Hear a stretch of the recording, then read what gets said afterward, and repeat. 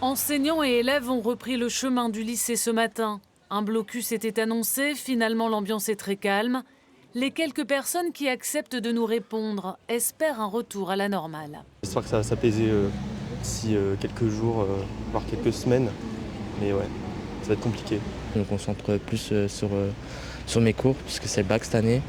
Et le fait que ça ferme comme ça et qu'on loupe des cours, je trouve ça bien dommage. La ministre de l'Éducation nationale arrive peu après 9 h. 3 jours après l'agression d'une enseignante par une élève de 18 ans, elle s'entretient longuement avec le corps enseignant. Ils sont notre fierté, ils construisent la République. C'est eux qui, jour après jour, en faisant leur travail, classe par classe, établissement par établissement, permettent que nos élèves deviennent des citoyens responsables et éclairés. Les enseignants du lycée Sévigné rappellent le contexte de violence dans lequel s'inscrit l'agression.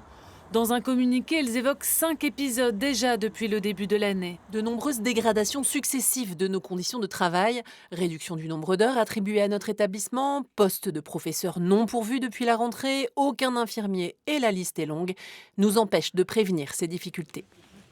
Anne Genté leur a répondu. Les équipes mobiles de sécurité ont été déployées dès le lendemain et j'ai demandé à ce qu'elles soient déployées aussi longtemps que nécessaire.